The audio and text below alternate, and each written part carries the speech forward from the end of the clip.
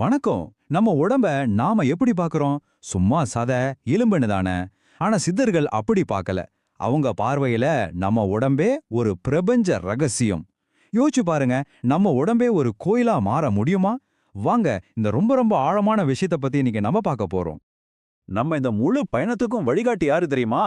திருமூலர் சொன்ன இந்த ஒரு வரிதான். உள்ளம் பெருங்கோயில், ஊனுடம்பு ஆலயம்.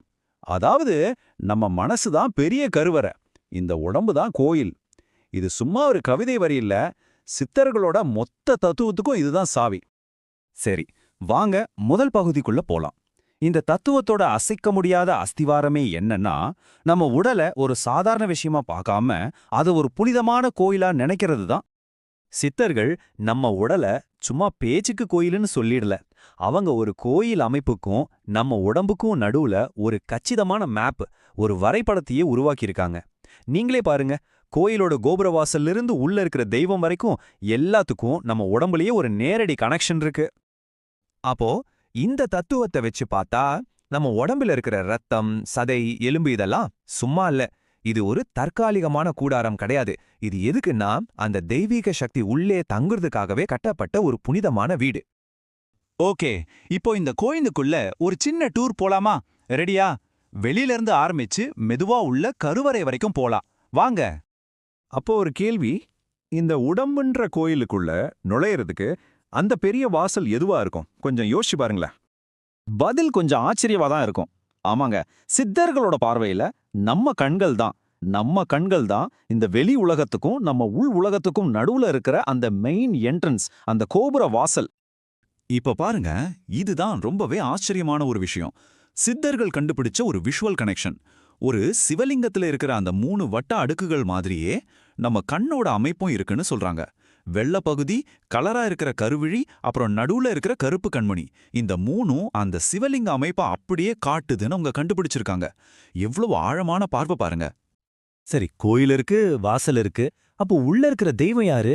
வெளியில இருந்து வர கடவுள்ல நமக்குள்ளே இருக்கிற அந்த உயிர் சக்தி, அந்த ஜீவன், நம்ம ஆன்மாதான் தெய்வம். இதுதான் இந்த தத்துவத்தோட மையம்.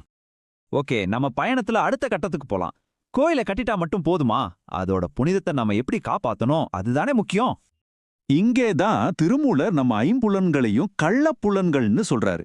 ஏன்னா நம்ம கண்ணு, காது, மூட்டெல்லாம் எப்ப பார்த்தாலும் வெளியில இருக்கிற விஷயங்களையே தேடி ஓடும். கோயிலுக்குள்ள இருக்கிற தெய்வத்தை கவனிக்க விடாம நம்ம கவனத்தை திருடுற திருடர்கள் மாதிரி இதுங்க செயல்படும்னு சொல்றாரு. இதுக்கு சித்தர்கள் சொல்ற தீர்வு ரொம்பவே அழகா இருக்கு. வெளியில அலைஞ்சு திரியிற இந்த ஐம்புலன்களையும் உள்ள திருப்பி நம்ம கண்மணியோட ஒளியில ஒன்னா சேர்க்கணும்னு சொல்றாங்க.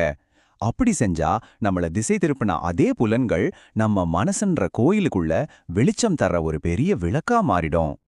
சோ இங்க ரொம்ப முக்கியமான பாயிண்ட் என்னன்னா, இந்த நடமாடும் கோயிலை சும்மா ஒரு தத்துவமா மட்டும் பார்க்காம இதை எப்படி மெயின்டைன் பண்றது, எப்படி பாத்துக்கிறதுன்னு பிராக்டிக்கலா யோசிக்கிறது தான்.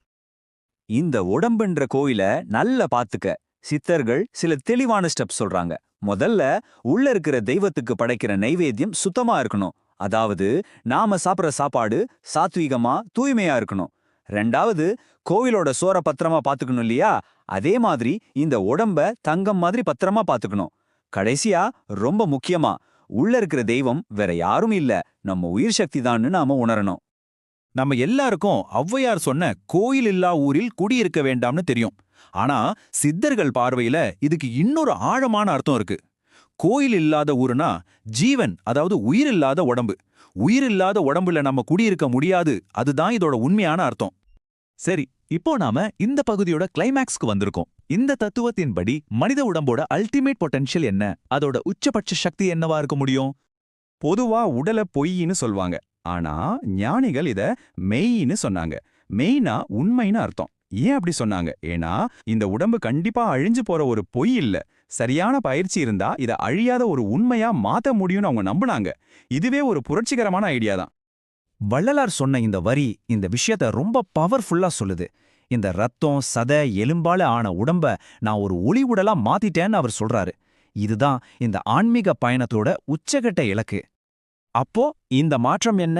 ஊனுடம்பு, அதாவது நம்ம சாதாரண பிசிக்கல் பாடி முறையான பயிற்சிகள், ஞானம் மூலமா ஒளி உடலா மாற முடியும். இதுதான் அழியா நிலைன்னு சொல்லப்படுது. இத ஒரு பதிலோட முடிக்காம உங்களுக்கான ஒரு கேள்வியோட முடிக்கிறேன். உங்க உடம்பே ஒரு புனிதமான கோயில்னு இப்போ உங்களுக்கு தெரியும். அந்த கோயிலோட பாதுகாவலர் நீங்க தான். அப்போ இன்னைக்கு அதை நீங்க எப்படி மதிக்க போறீங்க? நீங்க சாப்பிடுற சாப்பாட்டுல, உங்க எண்ணங்கள்ல, உங்க செயல்கள்ல என்ன ஒரு சின்ன மாற்றத்தையாவது இன்னைக்கு கொண்டு வர முடியுமா? யோசிச்சு பாருங்க.